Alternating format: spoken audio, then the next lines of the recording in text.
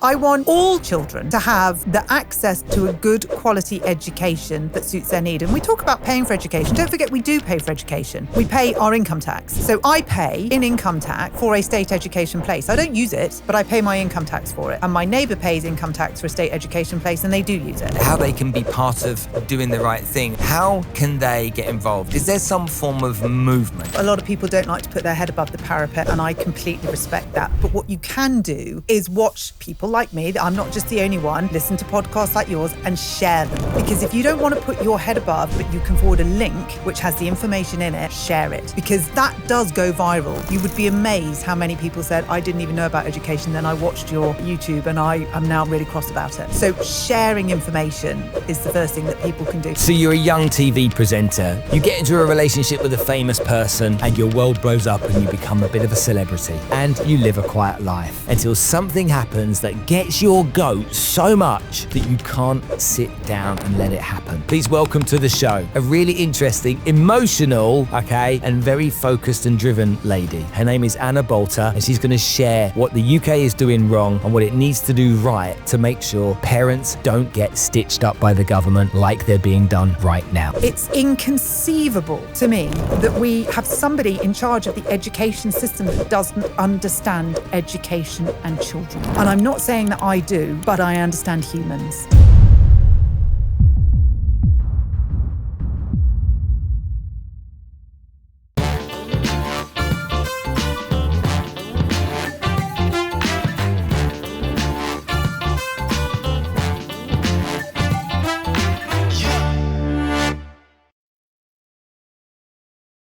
Okay, we've got Anna on the show today. The only one thing that Anna and I have got in common is we're both opinionated. No, there's another thing, and we're both born in Essex. But apart from that, okay, we're going to dive into a few issues today that I believe we really need to talk about. And I believe that a lot of the time, if you consume Anna's content, you'll see that she stands for what she believes in. And I love that, you know? And you might not agree with her. You might think some of what she says is not to your taste. But if you stand for something, stand for it and be proud of it and get behind it. If not, you're just a gossip mongerer, and that's not something that I really like. Okay, Anna, let's just set the scene here a little bit and make sure that you and I can come from what we're going to debate today from a fair place. I live in Dubai. I have for 20 years. We have different rules and regulations in Dubai. You are here in the UK. For me, I think the UK is bonkers, batshit crazy, if I'm really honest with you. And although I haven't lived here for a long time, it's still my motherland, but it feels more and more and more like it's changing and becoming less and less, and I hate to say it out loud and I'll probably get shit for it, but less and less British than it ever was. And I want to try and tackle a few of these subjects with you today and these issues with you today. But you became quite famous over recent time. I know you're a TV presenter and whatnot. We've seen you on TV when you were younger, and famous relationships and all that kind of stuff that went on. What? One? Why is it that everyone remembers that? And it's like, it was one and it was about that long. But okay, go for it. Well, let's just dig into that a little bit. Okay, make sure that everybody understands. I can't remember it. It was the 90s. I was thinking children's TV more so. Yeah. So you're on children's TV on CBBC. CBBC. Yeah. Okay, was that one of your first presenting gigs? It was my very first presenting gig. How old were you? Somebody asked me that the other day and it's horrendous that I can't remember, but I think I was 23. And you were doing children's, is it Saturday CBBS or during the week or something? A bit of everything. So, originally I was a newsreader in Worcester for a local radio station. And I just applied to the BBC. I sent my tape off and said, I want to do this. And they said, we think you'd be good at continuity. And I said, I don't actually really want to do that. And so they said, well, what about CBBC? We'll send your tape there. And the editor at the time, Joe Godwin, sent me a message back effectively saying, yeah, but we've only really got a shift on a Sunday morning. Come and do a screen test. You know, there was a lot of water in the middle of that. But come and do a screen test. And if we like you, we've got this morning shift at the weekend. And I said, that's not going to work because I work for an independent radio station, GWR. and they're not going to let me work for the BBC. And I'm not going to give up GWR, which, let's be honest, was a pittance anyway at my age. But nonetheless, a salary was a salary. I had a mortgage to pay. So I said, I'm not going to give that up for one Sunday morning shift. So can you please give me a full-time job? And he said, well, not really. And I said, well, then I can't come. And I look back on that now and think, who on earth did I think I was? There was me who was living in Worcester, doing drive time news and telling the editor of CBBC, oh, I'm really sorry, unless it's full-time, I can't come. But he said, okay. And so I went as a sort of, I went to do Sunday mornings, but I would just slot in anywhere. I was the cover shift girl. And that quickly grew. And mornings had such a big audience that sort of propelled me to the next stage and the next stage and the next stage. And before you know it, I was doing sort of 5 days a week on CBBC, and it was amazing. It got stymied after a lunch with and I've never talked about this actually, but there was a lunch, a feedback lunch that very rarely happened. And we were all in television centre. And you would have somebody from news, somebody from documentaries, somebody from factual entertainment or what have you. You'd all go and give feedback to the top level. And I was quite young. It was my first job. You know, I was at the BBC. I didn't really understand that feedback didn't mean feedback. I was green. So when I went for this lunch with another presenter and we were asked, you know, what can we do? What can we change? What would you like to see change? I said, well, we've got the biggest audience of live TV on our morning shows of the BBC across the board. Uh-huh. So Monday to Friday, we have a bigger audience than you get on anything else. But we have the smallest budget. We have no set. We have no budget for outside broadcasts. We have no budget for, guests. We're just this tiny... I mean, honestly, Studio 9 was not much bigger than this. So I don't understand why we don't have the budget. If we did have the budget, think what we could do. We've got this massive audience. And it didn't go down brilliantly at the time. There was sort of like a tumbleweed. But again, being young, I sort of didn't think about it. And we left and we'd had a lunch and that was good. Wasn't that great? And then I didn't progress so much further. And I thought, why is that? Because one minute I'm sort of in the mix because when you're in the stable of CBBC, you get to audition for the other programmes, the in-house programmes. And I was very much part of that. And then I wasn't. And an off-the-record chat about 8 months later by the same editor that had taken a punt on me all those years ago said, yeah, you spoke. You had an opinion and they didn't like it. So you won't go any further. Wow. And so I didn't. How shit is that?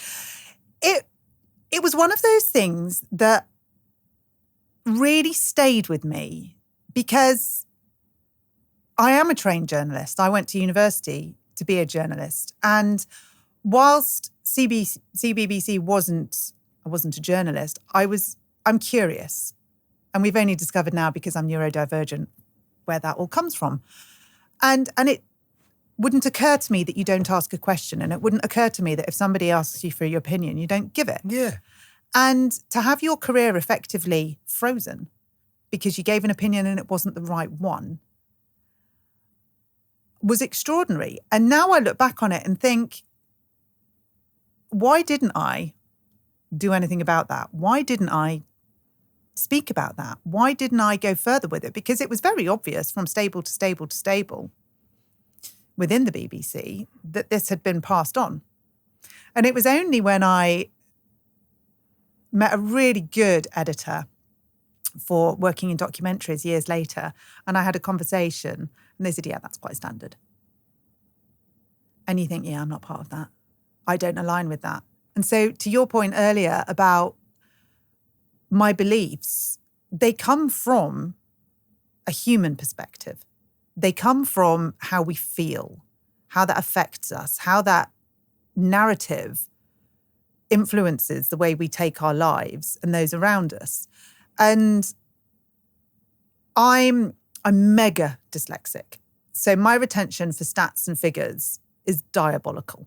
And I'm a slow processor, yet quite a fast executive functioner. So in the journalistic world, that can be a help and a hindrance. You may ask me lots of questions about stats and, money and budgets, etc. And I might not be able to come up with the answers, but what I can tell you in glorious technicolor is how it affects me, you, them, and it's visceral. I feel it. And I feel the injustice of that 23-year-old girl. And it's taken me until, I'm 49 now. It's taken me 20 years to process that. It's taken me 20 years to say, don't ever stand for that again. If you feel it, exactly what you said, say it, own it, but feel it. It's okay. We spend so much of our time saying, well, I shouldn't say that. The biggest, or the most popular comment on my YouTube channel is, be careful, they'll come and lock you up. Don't think it, don't say it. What you just said really, really deeply resonated with me. I felt what you just said deep inside of me, and I wouldn't say this normally on my show. It's like there's some stuff you just can't turn a blind eye to. It's not possible because of how it literally makes you feel deep inside. Can I just ask a couple of questions about you as a kid? Yeah. And I don't answer it if you don't want to, but there's part of me that wants to pick open a couple of things here. I'll answer anything. Were you bullied? Or were you a bully? I was outside. So I was never a bully. I understand this more now I've been down the journey with my daughter. I feel, you cut, I bleed. So I was the one that, we call it the lunchbox. You've all seen a kid in the playground with their lunchbox with nobody with them. That hurt me. That physically hurt me. So at school, I wanted to make them feel better. I wanted to be the fixer, but that made me not cool. So I was in the middle of being not cool, wanting to be with the cool kids, but wanting to be with the kids that were having their lunch on their own. I don't think I was bullied, but I was, and again, being totally frank, I was quite pretty as a kid. So that made me a little You're all right. bit... You didn't do bad. You're still all right now. That's very kind of you. Well, with teeth like this, it's hard. You're either goofy. People used to say I look like Esther Rantzen. But being pretty as a kid,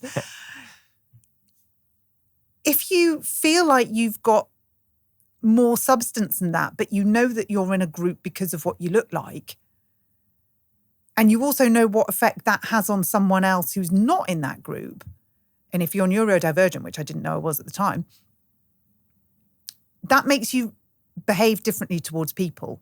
So if somebody was unkind to me, I would really process that.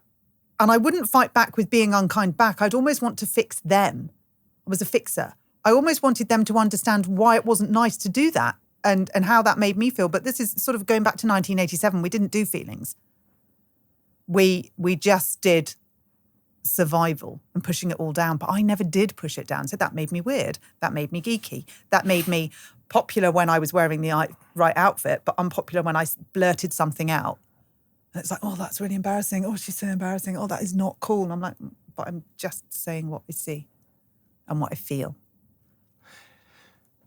Where does this feeling come from? I'm trying to find its origination. I'm autistic. It's as simple as that. But no, but other people will feel because I felt when you said it really, I don't know what it did, but it went to my core. And it was just like, I try and, if you watch a movie, does it make you cry? Oh, God, yeah. Do you know what? I actually don't really watch films anymore. Okay, yeah, we both don't. But when you did. Yeah. I'm in it. You're in, it's real. Mm. Yeah? Mm-hmm. It's really real. Mm-hmm. And in relationships you've had in the past that have ended for whatever reasons they've ended, are they deeply painful? It's a trauma. it's trauma? Do you feel that, like, really feel that trauma at the core of you? So the relationship that you alluded to earlier that I'd had when I was on telly, which has been talked about before, and it's hilarious because it was a very short relationship, and it was with Chris Moyles. And I've not spoken about him in 20 odd years. But for everyone that doesn't know who he is, because there will be people that don't know who he is, who's Chris Moyles? He was on the radio. He was on Radio 1 when I was on Children's BBC. And we were together for a bit and we lived together for a bit. And we broke up in heels on Tottenham Court Road. It's just extraordinary. And we drove... What, the furniture store? Yep, the furniture store. We were arguing over an item of furniture for our flat. And I said, I just wasn't sure it was working. And he said he agreed. And that was that. And I called my dad up. We got a taxi back to where we lived. I called my dad up and said, Dad, you need to come and get me. We've broken up. I need to come home. And I went back to my parents' house. Dad, obviously, because he is my knight in shining armour, came and got me, took me home. I went back to my parents' house and my mum recalls I was wailing. I mean, it felt like I'd had a surgery without any anaesthetic. The pain wasn't just heartbreak. It took every ounce out of me. And it was a combination of fear, anxiety, disappointment, love lost. He was my best friend. It was every feeling you could possibly have. It was like it was in a NutriBullet. And it just went round and round and round with jagged edges and it didn't stop. And I was wailing on the floor. I didn't sleep. I didn't eat. I mean, it's not the sort of funny Bridget Jones watching a film, drinking a bottle of vodka. Just no. I was broken. And that is how I feel. That's how I do stuff. That's the visceral effect emotions have on me. And I can't, as I get older, I'm better at processing them. And as I'm a deep processor, I should have been a horse.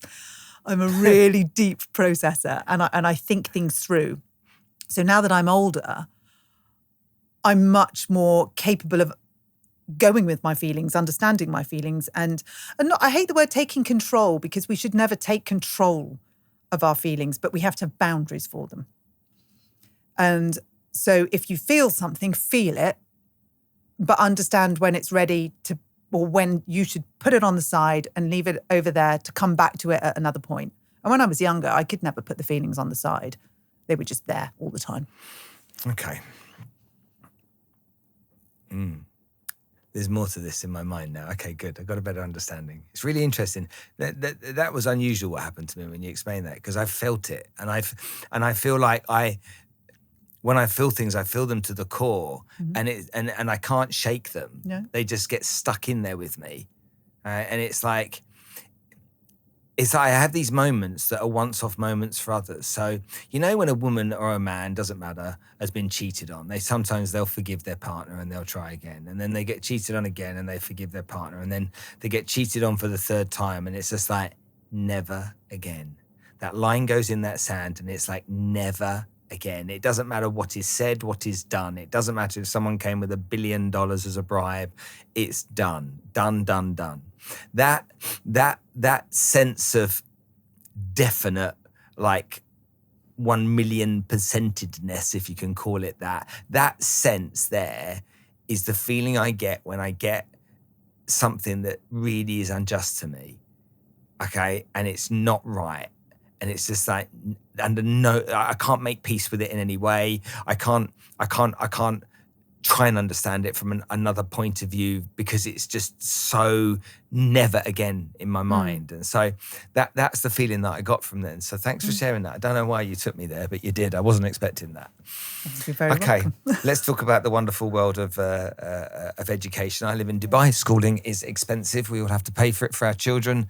We have schools blowing up all the time. I don't mean blowing up as in bombed, blowing up as in being built, and universities going up like crazy. Population is increasing like crazy. New schools are being opened. One of the schools is outrageously expensive. Schooling isn't cheap in any way, but we don't pay VAT on our school fees. We do have VAT, it's at 5% in the Middle East, but not on school fees. And my children went to private schools here in the UK, and back then there wasn't VAT on school fees, but there is now. And a few months ago, however long ago it was, that seemed to get your goat, didn't it? Yeah, I think that's an understatement. Tell me why it impacted you, because it's like when something triggers you, and it really triggers you, it takes you to a place, and so clearly that's really irked you. How did that start for you? That's a really good question, and I don't know that I could pinpoint it down to one thing, or even it growing. It just was wrong. So obviously, from a financial perspective, that's difficult. And I think from our own, you normally think about yourself and how it's going to affect you first. And from our own personal perspective, my ex-husband and I work together for our children, and there's money in the pot, and we decide how it's best to spend it. And we had both agreed from the day dot that this was what we were going to do because of our circumstances. And the circumstances were that I moved over to England with my children when my ex-husband and I got divorced amicably, and we didn't have anywhere to live, and we didn't have a state school. I got on a plane, turned up at Heathrow and said, right, guys, stick a pin where we're going. And so there was no option but to go independent. Now, my ex-husband is independently educated. I'm state educated. He went to a really good independent school, and he very much wanted that for our children. I did not want them to board. I was adamant this wasn't going to happen. So we chose a school that followed our beliefs. And again, to put that into context, when I was in Hong Kong, I ran a Montessori preschool. So I have quite niche beliefs about my kids' education. And the school that we chose had followed the diamond principle. So they were together at junior schools, co-ed. And then at secondary school, the boys went into the boys' school, the girls went into the girls' school, and then they came back together at sixth form. And I based that decision on my own learning needs. So as an undiagnosed dyslexic, I knew that I learned differently to other people in my class. And I knew that as a girl, I developed differently. And having a boy and a girl, I felt everything I'd known from my kids, my two were very different, and that was how we wanted it to go. I knew my daughter was dyslexic, but you can't diagnose them until they're sort of 7, 8, 9, what have you. Yeah. So we chose that decision.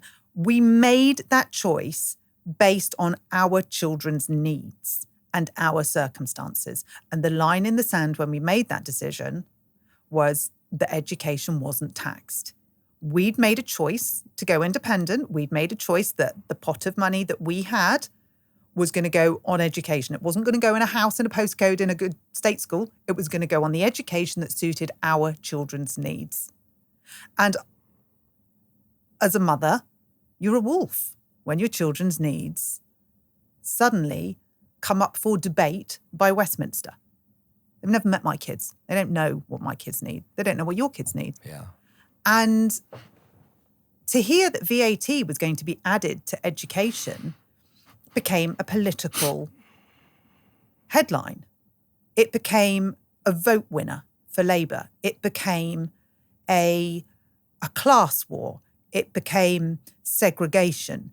It became a revenue maker. And at no point was it about children. At no point. Is your opinion? It's fact. Tell me why.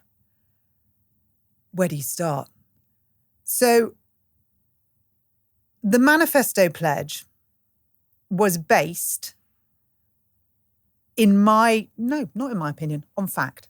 We were going to get 6,500 new teachers in the state system. So have a look at what we've got in the UK. We've got 600,000 kids in independent school. And that's 7% of the population of kids in independent school. And out of that, about 120,000 of them have special educational needs. And those special educational needs are met. Those special educational needs are met because they've either got an EHCP, Educational Healthcare Plan, where the local authority pays for their education, or their parents pay for their education because state cannot provide it. That is fact. No one's ever denied that the UK special educational state supply of education is not fit for purpose.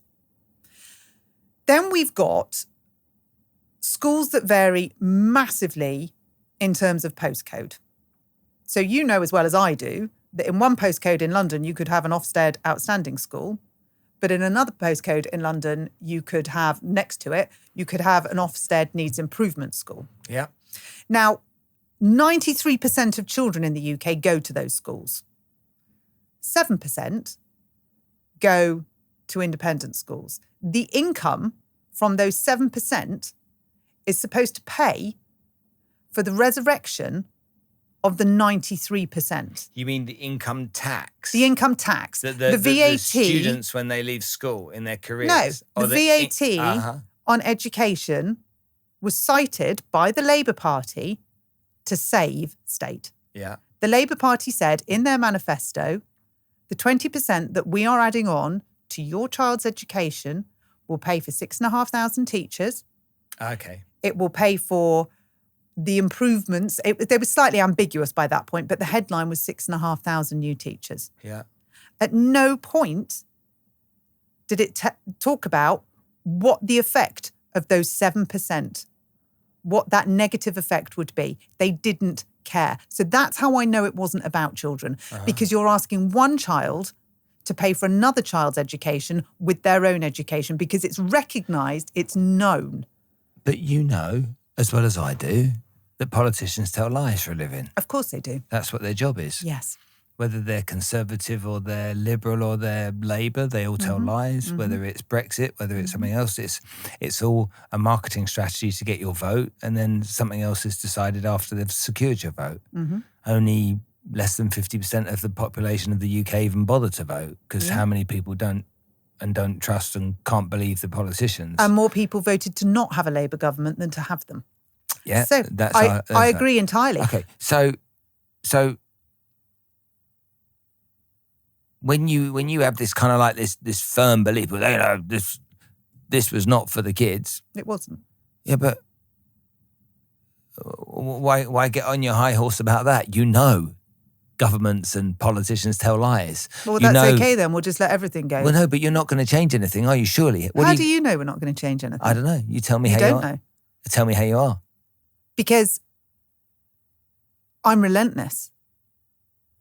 And through talking to people like you, through the YouTube channel, through spreading awareness, through explaining to people in very stark terms, a child is being disadvantaged, allegedly for the benefit of another child who is not being advantaged by this policy. But we're talking about a 20% tax going on to private school fees. Isn't that the same school fees that most of these politicians' kids go to anyway? Well, they claim they're all state educated. They claim their kids are all state educated. So the Labour Party, in fact, you can have the whip taken away from you if your children are privately educated. So the Labour Party claims to be all state educated. Now, that's a really good point that you raise. So I'll tell you a little story about Keir Starmer's schooling. He went to Reigate Grammar School. And when he went, it was a grammar school. Halfway through his education, it became fee-paying. But Kent County Council decided that they would protect the children that were already in school by paying their fees, Keir Starmer.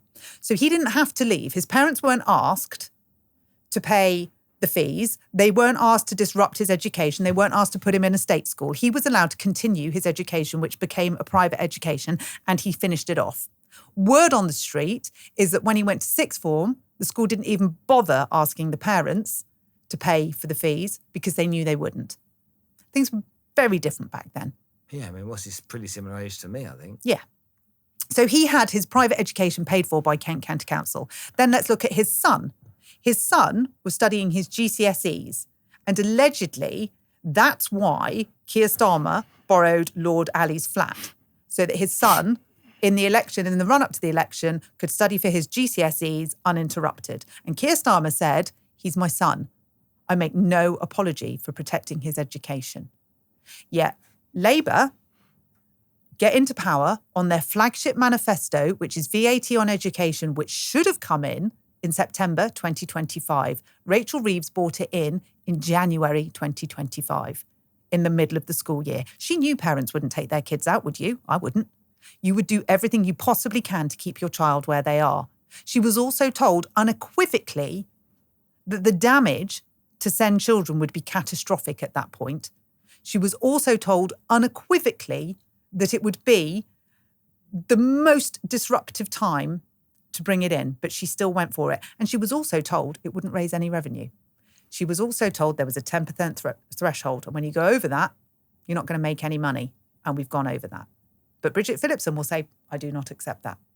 Because this is not about raising money. This is about lowering standards and changing the educational platform forever. Okay, can we just go into education in a different way then? Because this is an interesting debate. AI. Mm-hmm. Okay, I look at university, for example, and I think a big part of me thinks it's nonsense. And let me tell you why. Okay, so I'll give you some context there. My kids obviously went to very expensive schools and to very expensive universities, and Daddy paid for it all, and made sure because Daddy wanted them to have a really good education, and it really mattered to him. I'm not sure what quality of education they got. This is how much I know about education. All right, so this is going to be, you'll probably laugh at this. So I didn't go to university. I left school at 16. My kids go off to, one of them's at UAL, so she's the oldest. She goes to UAL, and I'm like, oh wow, how cool is this? She's going to university, studying what she really wants to study. The deal was, you get a first. At worst, a 2-1. You can choose whatever you study. I'm not going to make you study something you don't want to, so you choose what you want to study, okay? My oldest was like, I want to go to work. I'm like, no, you're going to university. It wasn't until about a year in that I realised that uni wasn't every day. Okay. And I'm like, what do you mean you're not there every day? Because in my mind, I thought it was a 9 to 5 thing, 5 days a week. It's just like school, yeah? I had no idea. I was like, no, I've only got like 4 lectures a week, Dad. I'm like, what do you do with the rest of the time? How much money have I spent? But when I look at that, my question is, let's say I went and did a degree in media studies, and I studied for 3 years and did an extra year. Does they say 3 years? Or I came to work for you, and I was your sidekick for 3 years in media studies. Okay, so I was your sidekick, your apprentice. You didn't pay me a penny. I was literally your bitch. Okay, I made your cups of tea for you. I cleaned your floors. You taught me stuff. What was in your head from your years of TV presenting was what was going to be downloaded onto me over that period of time. What would be the most valuable? And arguably, I think a 3-year apprenticeship is worth more than 3 years of university. So there's one aspect of it to consider there. The second thing that I think needs to be considered is what is being taught is so outdated in so many ways that kids aren't learning stuff that's as valuable to them as it was maybe when we were younger, because there was no alternative but the books. Mm-hmm. Do we really need to know what an oxbow lake is? Do I really, really need to know what happened at the Battle of Hastings? Well, it depends what the quality of your pub quiz is like. Yeah, but it's like if one of your kids and one of my kids are both deeply passionate about conservation, okay, and they both want to be marine biologists, okay, and they've both gone off to study together to be marine biologists, and the first thing they're going to do is they're going to spend 6 months working as volunteers on the Great Barrier Reef, or stuck in a classroom in Wimbledon. Yeah, I mean, the thing is, I suppose it's like comparing apples and pears, isn't it? Education. But is it really? Well, learning is learning. Yes. So education is the umbrella. And education is the terminology for learning, exactly as you say. Now, I'm back in education at the minute. So I'm going into my 4th year of a counselling course. Now, I can't learn that by studying you. I can't learn that by shadowing you. I can't learn that by sitting next to you and watching you counsel. I have to study that because there's laws, there's legislations, there's processes, there's very important components of that, and particularly because I would be working with the public, that I absolutely have to know before I'm ethically able to go forwards and be a counsellor. Okay, I'm going to interrupt you here. And the reason I'm going to do this is that we will pick out the subjects that choose the argument. Okay? Yeah. And so we have to be very careful of this. Of course, there are, there's no way in the world we're going to take a neurosurgeon on to do an operation on our spine, that hasn't done the whole, 6 years of medical school and stuff like that. I get that. So I don't disagree when people, there is some education for it. Okay. But the reality is, you take lawyers. Traditionally, you would say they need to study. Okay. AI is replacing junior lawyers at a rapid rate at the moment, which means that junior lawyers aren't going to get the opportunity to be junior lawyers. Yep. And so then how do you become a senior lawyer or a partner or anything like that, So then, because there's technology that's going to replace those jobs. They need, if they still want to get into law, find another way. Now, if I was a lawyer, I had my own legal practice, and you came to me one day and said, look, I'm just crazy passionate about law. I'd love to get involved in law. Can I work here for free? I'll do whatever it takes, okay, for the next 3 years. You don't have to pay me anything. Just let me learn. I'll learn by osmosis. That may be a better way of learning about law than what's going to be presented to would-be potential lawyers now. I don't disagree. I don't disagree with you at all. And I mean, the fireworks are going off in my head. I don't know if you can see them. And this is part of my. Are we talking about education or with AI? Are we talking about society as a whole and our expectations? I feel like we need to be going the other way. We need to be starting at, should AI be having this responsibility, be having this platform in society, and working down from it instead of working from the bottom of it's replacing junior lawyers and working up. I'm going the other way. I agree with you in the depth and beauty of an all-rounded education in inverted commas, and by that I mean the learning of a craft. I agree with you that for that to be handed down by somebody or worked alongside with, is money can't buy that. But you're learning, if you are my bitch, you're learning my way. So you're learning the Ana Boulter way of presenting, but I might give you Joe Bloggs' way of presenting that is different. So if you've only been taught by me, where's your comparison? So with a broader education. That applies to every education. Yeah, of course it does. So with a broader education. How many of us read Cider with Rosie? How many of us, do all this kind of stuff? Those 10 core books that existed through most of us at secondary school doing English lit or English language, it's the same old thing. We've learnt that. We've learnt from that author. So. And I'm not disagreeing with you. What I'm saying is that there comes a point. So when we're talking about further education, you've developed who you are as a learner, who you are as a person to an extent. And you've worked out what interests you. So I've said to both of my children, university is not for everyone. It wasn't for me. If it's for you, go for it. If it's not, don't. So my eldest loves the books. He loves to study. He ingests information. Yeah. My daughter has to touch it. She has to feel it. She has to stroke it. She has to live it and work it out. So there's a place for both. In school, I think what you're talking about with the curriculum, should we still be teaching them the same curriculum? We're giving them a pick and mix of sweets. We're saying, have a little try of geography, have a little try of history, have a little try of science, see how you get on. I don't disagree with that. I think to be able to broaden your horizons and try as you buy, which, let's be honest with you, from the age of 11 to if you're only going to stay until 16, that's a condensed amount of time. I think try before you buy. My issue is, what are you trying? So absolutely, I think we should be doing geography, but I think it should be practical.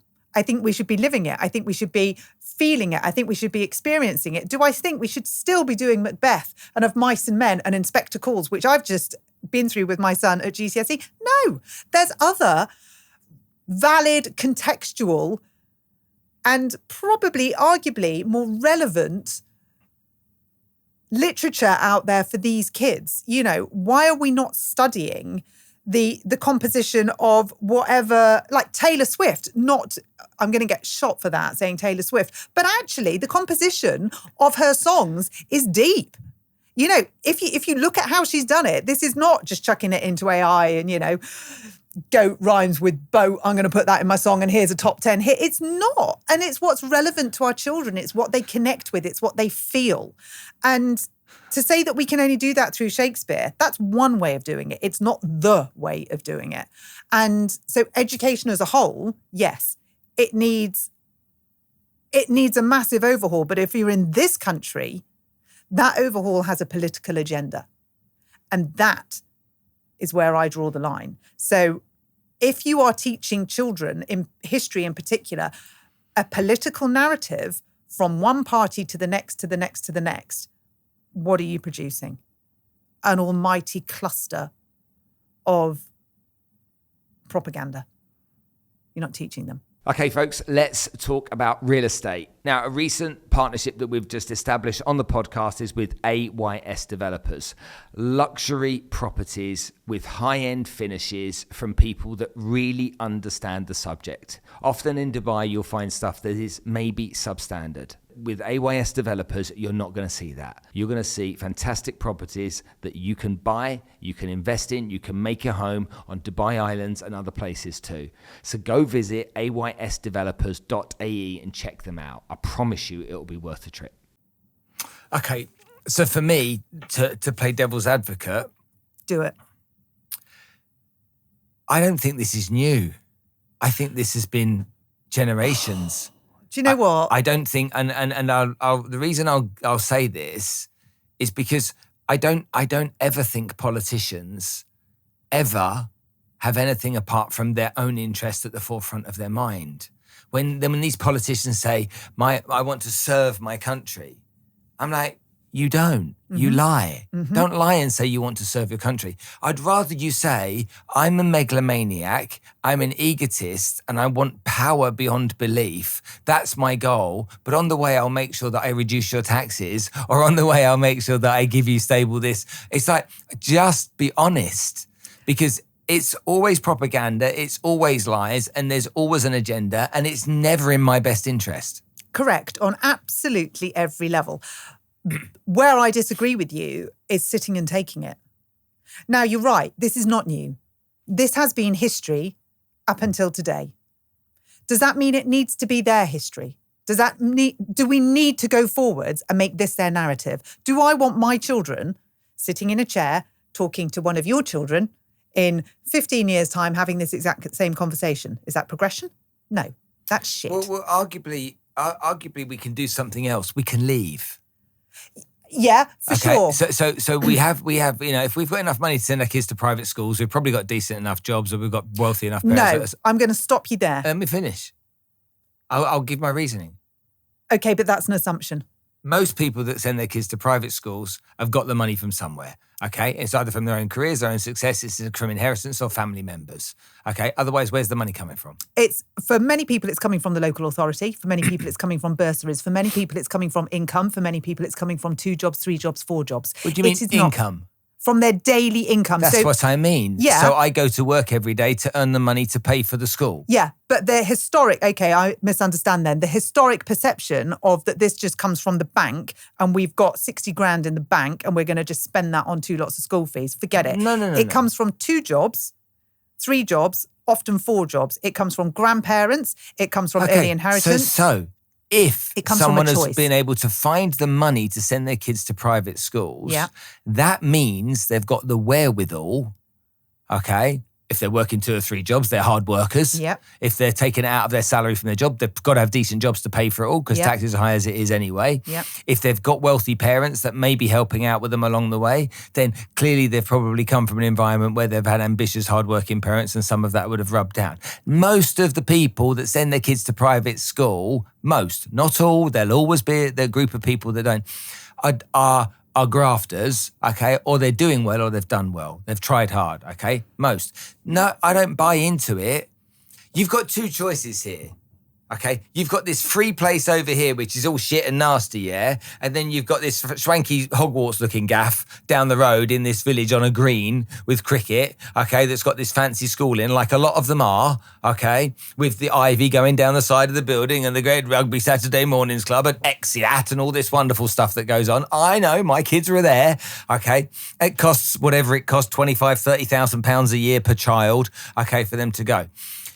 This crappy place over here, there's many examples of kids coming through that system, okay, and going on to doing great things.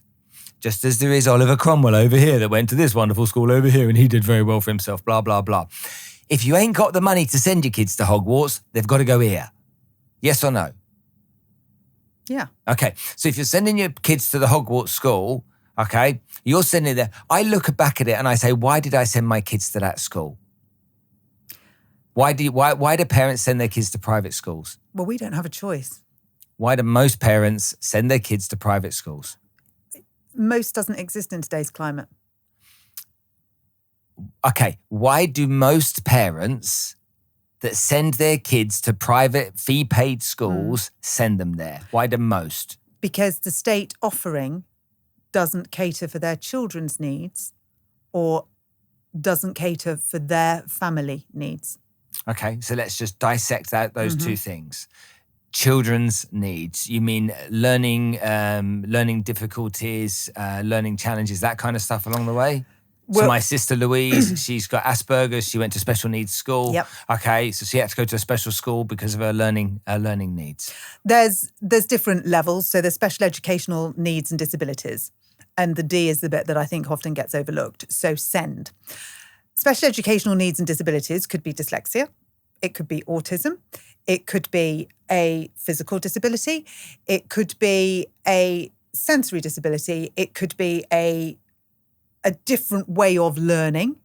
It could be that you are a high achiever, an HPL, high performance learner, and you're not getting that in the state system. The state system is one size fits all, which if you fit that size is perfect. And if you happen to live in the postcode where the Ofsted have ranked your school as outstanding, that's amazing. You're not in a sink school. There's many of them.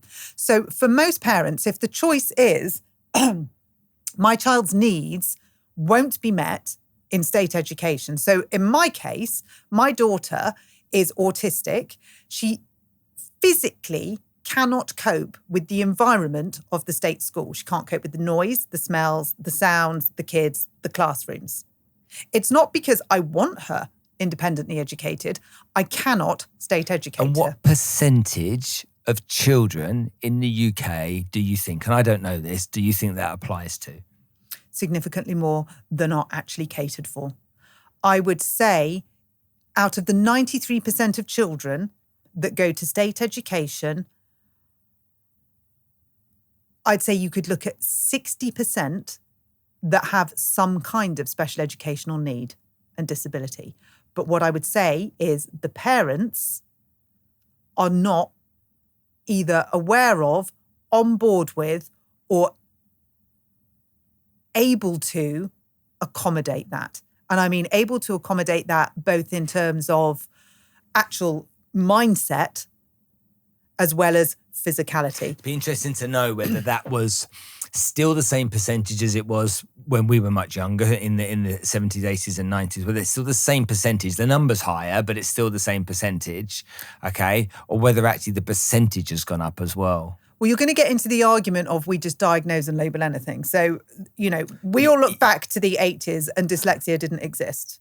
Autism didn't really exist. You were just sort of like the odd child that sat in the corner. It wasn't labelled, it wasn't diagnosed.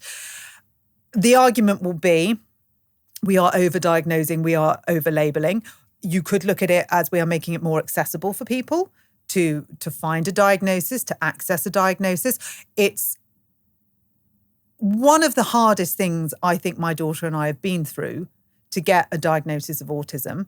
A diagnosis of ADHD these days, when people say they give it out like sweets, if you were to go through the process of getting an ADHD diagnosis, you would absolutely disagree with that. It is brutal. You sit in front of panels justifying who you are, why you are, what you are, who you see, how you interpret information. You are effectively starting on the back foot to try and get yourself onto the front foot. So I would say it's inconceivable that, and particularly with the stimulus that we have in society today, it's inconceivable to assume that a child may not have some form of need that is not catered for under mainstream. This 20% tax. Yeah. Can you think of something outside of education where a tax has been levied that absolutely made no sense to do so?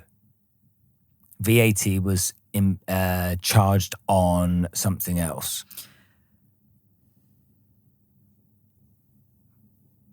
Not in terms of VAT. I mean, I'm really struggling with the farmers and the inheritance tax. I'm really struggling with that. Okay, so you don't... so for the benefit of everybody that doesn't understand that, inheritance tax for farmers is 20%, is it? Yeah. It's not 40%, but it's of a higher number as well. So the farmers don't have to pay the same kind of inheritance tax as everybody else does. So you're struggling with it because you think that's unfair. Well, so they're now going to. So they've raised the threshold. So now effectively the inheritance tax is based on the asset, which is the farm. So if you pass your farm down, so if I have a farm and I die and I pass it down to my children, to pay the inheritance tax, they've got to sell the farm. That's basically the black and white of it. Yeah. So, obviously, and again, this is like I said to you at the beginning, we can politicize this until we're blue in the face, but that's the lived experience. And this is where I always get to. Yeah, I know, I get that. But I what I'm trying to do with this is, I don't think you and I disagree. What I'm trying to do is I'm trying to put the other argument across, because I want people that might disagree and might not know, and might not understand the impact of this to really feel it. So hopefully you can understand that in what I'm trying to do here. Because what I'm trying to say is there's with all these the argument that you have, there's counter arguments. Of course. But And so I live in a country where we have rules. Yeah. We don't have politicians. And so when a rule comes in and they change the law and that's the end of it. And if you don't like it, you can leave. You're very welcome to stay, but these are the rules. In this country, I know we're from the UK and this is our country, but there are a lot of people, predominantly wealthy people, that are deciding that the UK isn't the place they should spend their lives. They're decided that it's too dangerous, the taxes are too high, it's not conducive to good business and stuff like that. And so people are getting on planes and they're voting with their feet. Mm-hmm. And the vast majority of the large taxpayers in the UK are leaving, And even if that's a small number of individuals, they pay a considerable amount of tax. Yeah. With them leaving, it's only going to mean who's left is going to have to pay more tax. Absolutely. Then you add that onto the equation of the immigration problem the country has and bringing people in that they're having to fund. If you rolled this out and you and I sat with a crystal ball with our Mystic Meg outfits on, just here at this blooming desk, just with the cameras one afternoon, I guarantee you, if we look through that crystal ball and we look forward 15 years, it's not going to get better, it's getting worse. Completely. Okay, so if we both believed that to be, when do we go? So you made a comment to me earlier when you were explaining to me about living in the UAE that 10% of the demographic are Indigenous. Correct. What is that in the UK? What percentage of the population is Indigenous? Yeah. The vast majority. Exactly. So when you say we can go, I can. I could say to the kids, enough's enough. I'm leaving this hellhole. I do not want to be here. I do not align with anything this Labour government is doing. And that would be factually correct. So we hop on a plane and we go back to Hong Kong, for example. But my parents are here. Yeah, okay. No, that's not the best example. I'll come to the UAE. We're trying to get the Australia. other half. No, it's too far. My sister lived there. It's lovely, but it's too far. I'm up for Dubai. Listen, I'm properly up for Dubai. But my parents are here. Yeah. Now, my parents are in their 70s, and having had 10 years away from them, I don't want to do that again. My children are so close to their grandparents. Time is precious. Yeah. I can't put a value on that time. Yeah. So I'm not leaving my parents. Yeah. My children have roots. They have friends. They have culture. They have way of life. They have beliefs. Mm-hmm. Am I going to turn around and say, because of this absolute shit show of a government, we are going to lose everything that we hold dear? We are going to leave everything that matters to us because of them? Okay. At some point, possibly. So you know that standing up and fighting for what you believe in is the way that you have to behave. It's what you have to do. Yeah. It's the right thing to do. But the government of this country is bankrupt. Yes. Okay, it's genuinely, mathematically, economically, in every sense, financially bankrupt. Yes. Okay, and it knows it. Yes. All right, and I look at a country like I look at a company. If you look at a country and you run it like a business, okay, and you do the checks and balances and the profit and loss and the balance sheet, and you do your EBITDA, okay, you couldn't sell this country. No, you couldn't. It's that financially bankrupt. Now, if it's that financially bankrupt, how do you resolve the problems? You've got to try and take more money from the revenue that's coming in. And you've got to take the decisions that you take in the belief that you think this is going to solve this problem. Or you make a decision to kick the can down the road for the next government to pick up. If you take Keir Starmer, okay, he's taken over from a government that wasn't running itself financially very well. Yeah. He arguably isn't doing any worse than they were, okay, all things considered at the moment. It's still bad, but the way that you solve the problem in the UK, in my opinion, okay, the way that you solve it is you do what Donald Trump tried to do with Elon Musk. You bring in an organization that works out how badly lots of these public services are being operated. The National Health Service is a great example of a bad financial structure when running an organization. You take the education system, I'm pretty sure if someone went in external, okay, without any political agenda and sat down and said, well, hold on a minute, how much are we spending on school dinners? How much are we spending on this? How much and worked it all out, I'm sure there would be enough money in the system for Ofsted to be giving glowing reports to most of the state schools. But it's just badly run.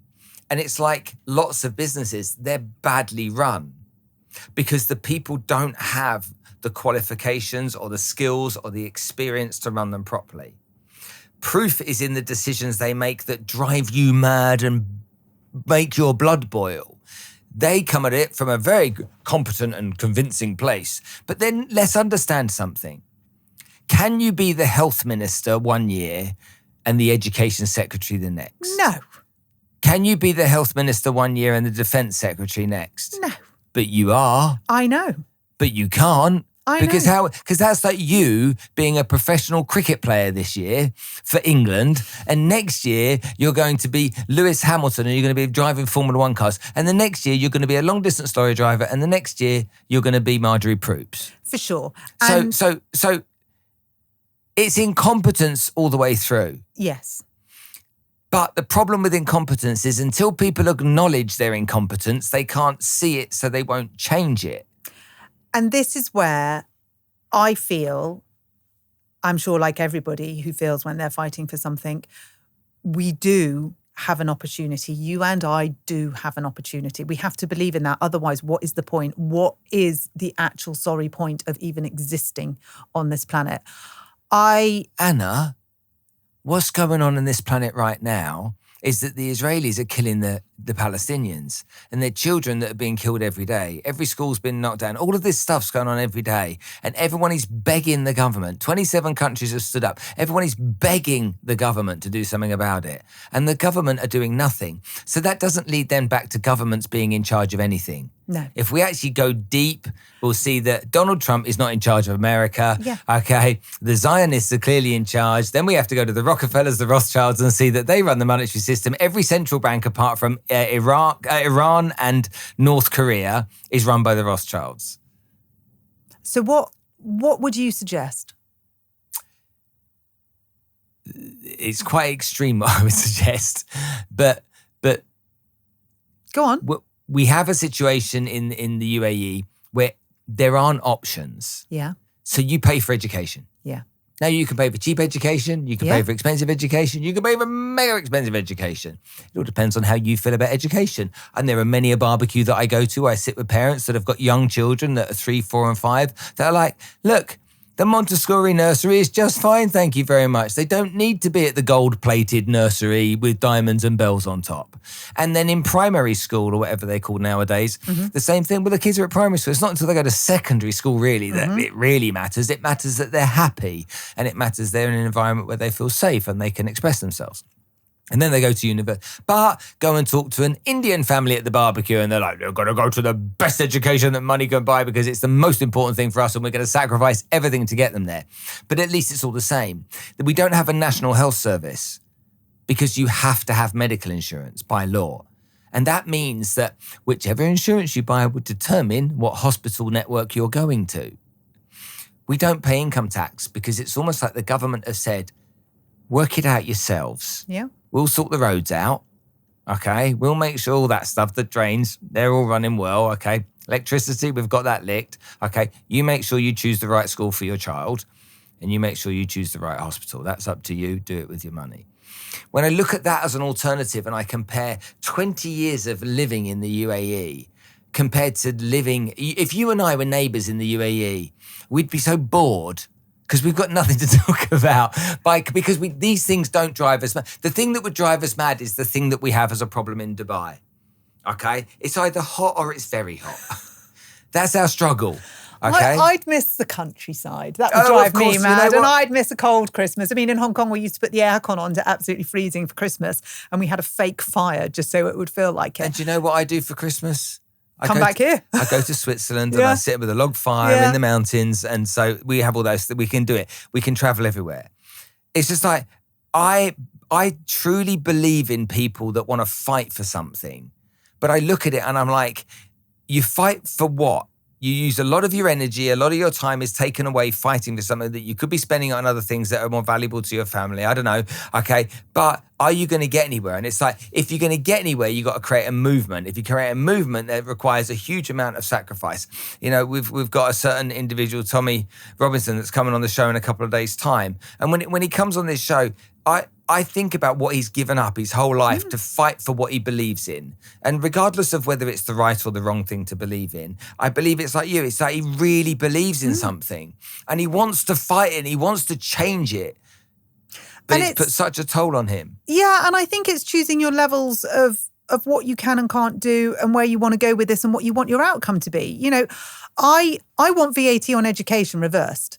It's as simple as that. Yeah. I want all children, and I don't mean Bridget Phillipson's 93%, I want all children to have the access to a good quality education that suits their need. And we talk about paying for education. Don't forget, we do pay for education. We pay our income tax. So I pay in income tax for a state education place. I don't use it, but I pay my income tax for it. And my neighbour pays income tax for a state education place and they do use it. So my £8,000 a year goes back into the pool, it goes back into the pot, and I choose not to access that. I choose to pay direct at source for my education. Now, by doing so, I'm arguably contributing more to the economy because I'm supporting an industry, which is in our town, the biggest employer. So let's just put the kids to the side for a second. We're talking about teachers, ground staffs, cooks, cleaners, buildings. I mean, we live in a Georgian town. We are maintaining beautiful historic buildings at vast expense. We are contributing to society, community, and infrastructure. We also, our school, gives our resources to local state schools. So they come and use the playing fields, they use the swimming pool, they have their dance classes there, they have their music classes there. We share our resources.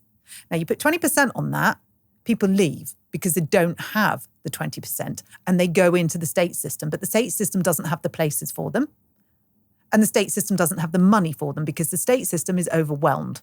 And SEND in state is broken. So a SEND child from the independent sector, if they get a place in the state sector, is left to rot.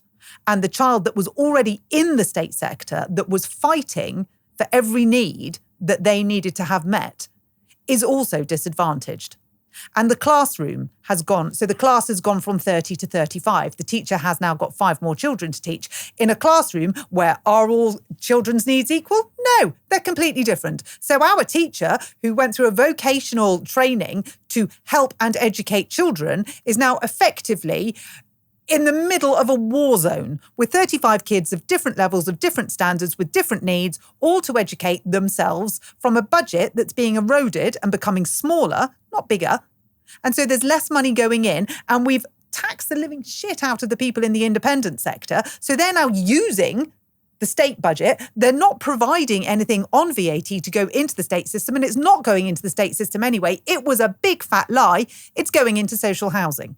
And that social housing is housing asylum seekers, illegal asylum seekers. So this VAT on education that was for the kids isn't going into schools. That's the biggest lie. It's damaging the kids in state education. So the biggest argument you'll get, and you said earlier, convince somebody, people that do agree with it, fine. If you agree with it, let's not look at it from the private education side. Let's look at it from the state education side. I send my child to a state-educated school, and they are in a class of 30. They're not getting the attention they need. They don't have the resources they need. They don't have the space they need. They can't have a sports day because they've just had to sell the field off.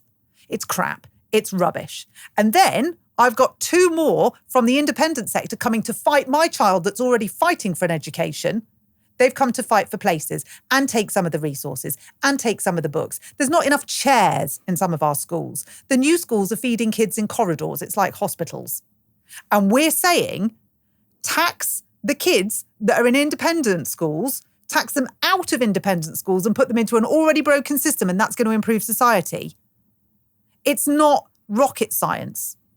It's not about the kids. The kids are the very last thing that anyone cares about. But I do.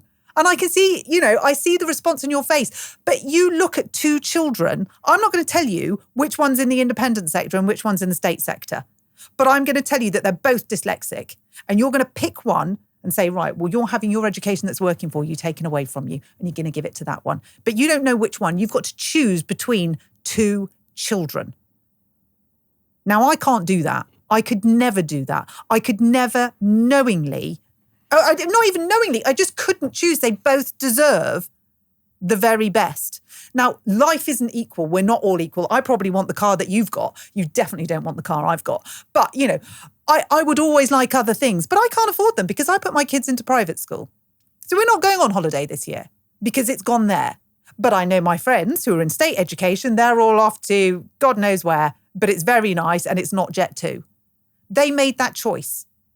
That's okay. You made a choice to go and live in the UAE. That's okay. I made a choice to put my kids in independent school and I'm being taxed for it. But I'm being taxed for it and I'm being told that it's for the good of these kids over here in the state sector. And that is a lie. So Anna, look, I'm really conscious of the fact that we've had a little bit of a fight here today, and I love the fact we have, and I really care for the fact that you really believe in this and you're really standing behind it. So genuinely, thank you for sharing the way you have. But I don't like to leave these types of conversations without giving people a little bit of hope, because at the moment it's all pain and frustration, and I want to give people some ideas about what they can do, what steps they can take, how they can be part of doing the right thing. And so for the audience that's here in the UK that are definitely going to get onto the DMs after this and go, I disagree or I agree. Those ones that say I agree, how can they get involved? Is there some form of movement? Is there some form of interaction? Or do they just have to stand up and be outspoken when they're terrified of being on camera?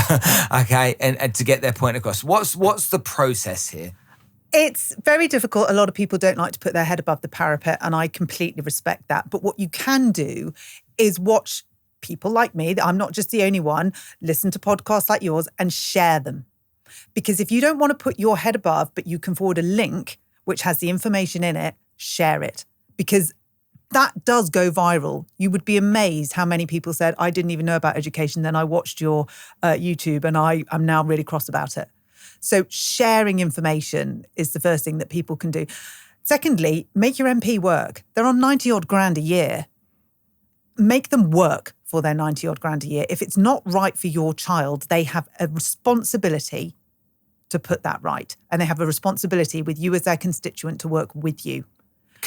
Just give me an example about how I can do that. So how would I get? Do I write to my MP? Do I get? Yeah. Where do they gather these people? Because they seem to be in this fancy building in London. Yeah, it's a nightmare. So what's going to happen is you're going to go through a process where, with certainly my experience of the Labour MPs, is you get an email address, you write, they don't respond. You put posts on their Facebook site, they don't respond. They block you. They remove them.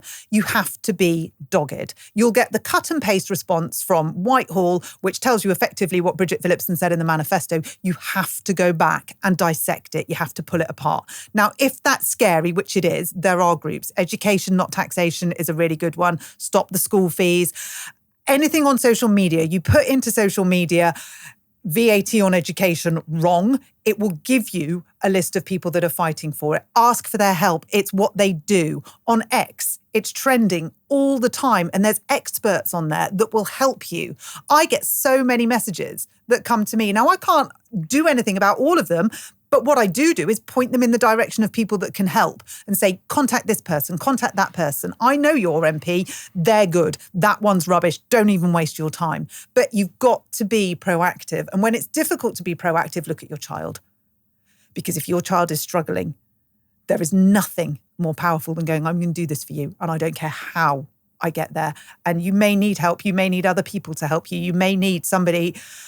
I've got a lady at the minute whose child has been turned down for a place in Warwick. They're going into year 11. They don't have a school place. So come September, their special educational needs child is being homeschooled. But if you read the Educational and Wellbeing Bill that they're trying to push through Parliament, that's going to be really difficult. So we're helping her. We are rallying round. We're finding experts. We're finding legal advice. We're finding MPs. And there is a way. I did a video about one girl that was refused a place. 3 weeks later, she got a place. The council came up with every conceivable reason as to why it was nothing to do with me, but magically the place appeared. You've got to be proactive. And as a parent, that is so overwhelming.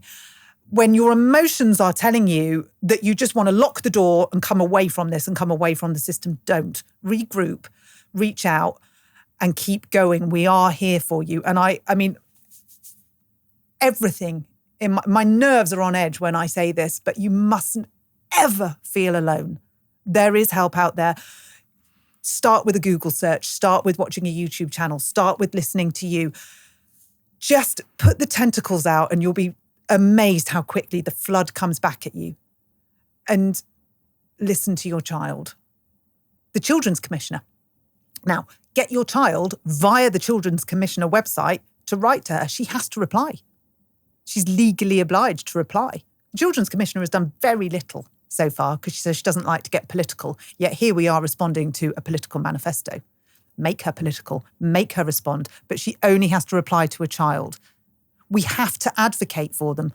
You know, they don't have a voice. They're not listened to, yet they are the pawns in this argument. They are what's being used as political collateral. They are being gambled with. It's like a science lab where Bridget Phillipson is putting our children into test tubes and hoping that on the other side, she's going to get an educational system that suits her ideology. It's not. It's never going to suit her ideology because she'll want something different and they won't conform and they'll do something different and their brains will be wired in a different way and all of a sudden she can't control that.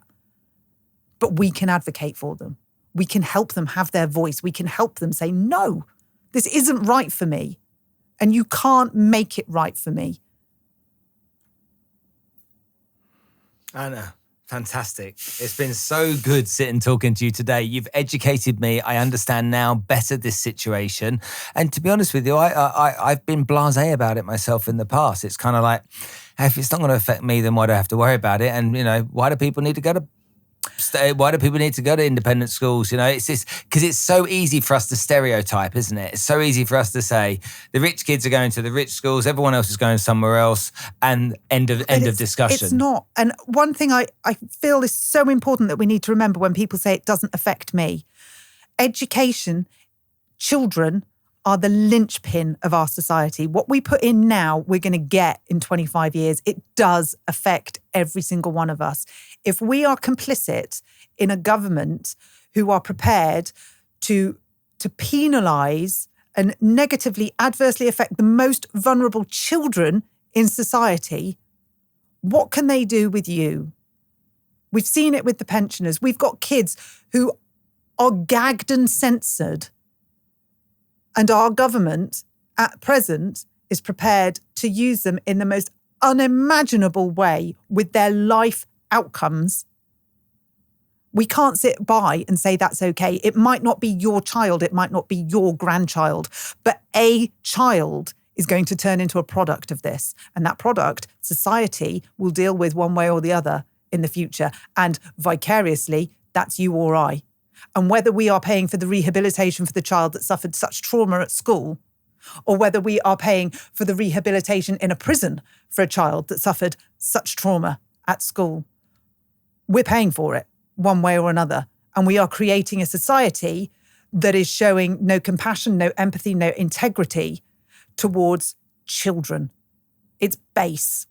How did we get there? How did we get to the bit where we could turn a blind eye because it didn't affect us? It's a child. You stand up for them on a tube. You know, it's women and children in her first and women and children on planes first. We put children first in every other area, yet we hold them back in education. What the hell is that all about? Why? Why, when you've recognized, we come out of hospital with these little beings and they're the most precious thing in the world to us. I didn't let mine eat chocolate for a year because I thought it was going to poison them.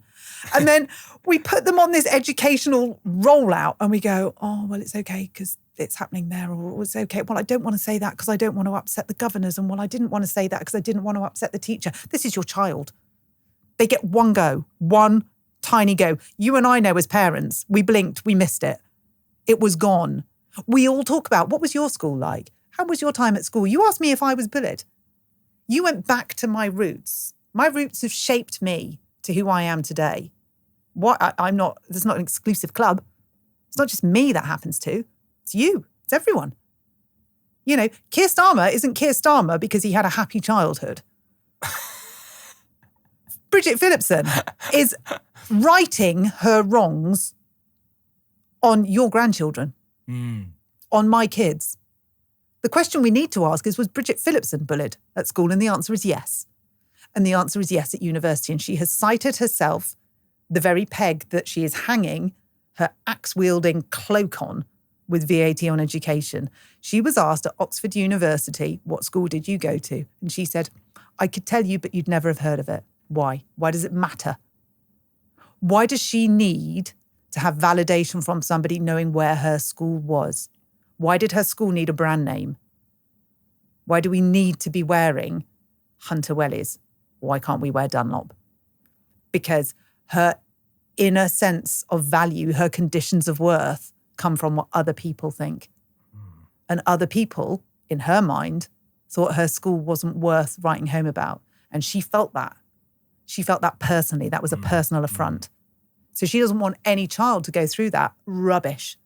Absolute rubbish. This is nothing to do with any other child. This is to do with the child that was Bridget Phillipson. She needs to write a letter to herself as her younger child and sort it out there.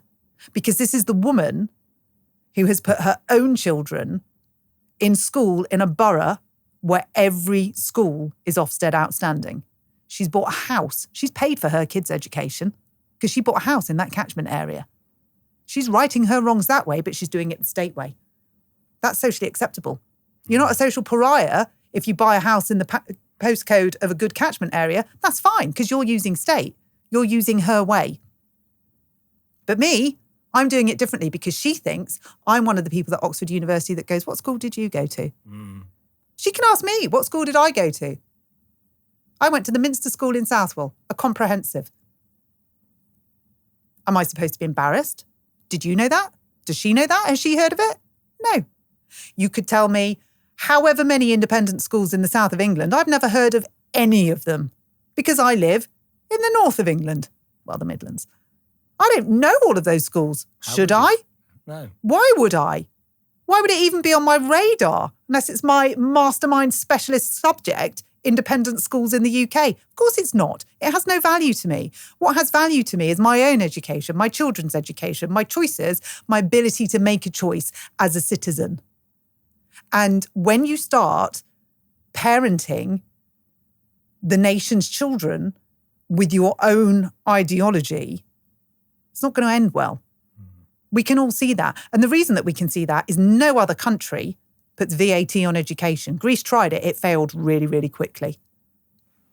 And so it affects all of us. Walking down the street, somebody's educational outcome will affect you in some way, shape or form.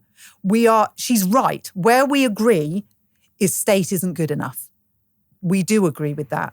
But I also remind you, 93% of state schools are Ofsted good or outstanding. So when we're being given this slogan that the state system is in dire needs, that's not true. It's not. 93% of it is achieving. Of course, 77% of it is not, but you could also apply that to independent schools. They're not all amazing. You can apply that to anything. Of course you can. And that's the whole point. And, you mentioned this earlier about being a business. Life is a business, and we are the product. And however much we invest in ourselves, whether that be financially, emotionally, physically, we get out what we put in. And again, I don't feel like that's groundbreaking. I don't feel like I'm saying something that none of us have thought before. If you don't go to the gym and you eat 6 Big Macs a day, probably not going to be in the same physical shape and as healthy and have the same output as somebody that does go to the gym once or twice a week and has 1 Big Mac.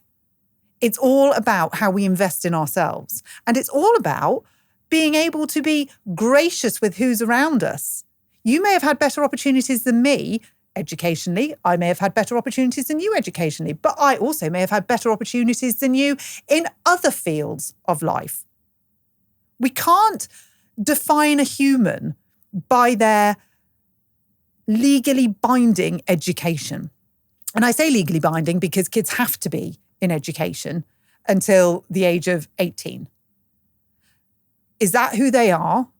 Are we living in a society where all that is you is what happened between the ages of 5 and 18 in an institution called school?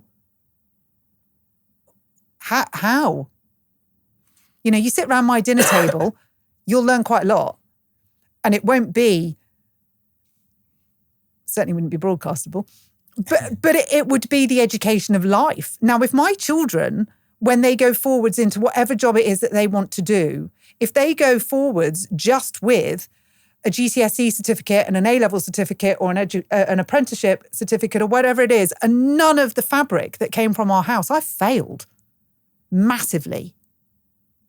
So this weight that we're putting on education has to be an equal part of the whole picture. And the whole picture is a human. And if human needs aren't catered for, they will never grow. You put a seed in the ground and you don't water it, funnily enough, it's not going to turn into an oak tree. Mm-hmm. It's inconceivable to me that we have somebody in charge of the education system that doesn't understand education and children. And I'm not saying that I do, but I understand humans. And I want to understand. I want to listen. I want you to tell me there's a different way, or have you thought about this way, or why don't we try this way? And I want to learn it. I want to absorb it. And I never, ever want to try it out on somebody until I know that, to the best of my knowledge and to the limits of all of our abilities, it has a positive outcome. Ana Boulter, thank you so much for your time today. I'm really glad you shared that with us. I really appreciate your time. Thank you for coming to join us on the show. Thank you for having me. It's been a pleasure. This episode is proudly sponsored by Allsop & Allsop Mortgage Brokers, the leaders in Dubai real estate. Whether you're a first-time buyer, a seasoned investor, or looking to refinance, Allsop & Allsop's dedicated mortgage team will expertly guide you every step of the way, ensuring a seamless and stress-free journey. Now, with over 16 years of experience, they offer exclusive access to the UAE's best rates, personalized advice, and tailored financing solutions that perfectly suit your needs, leaving you free to focus on finding your dream home. And that's what we want. Experience the difference with Allsop & Allsop, your trusted partner in securing the perfect mortgage solution.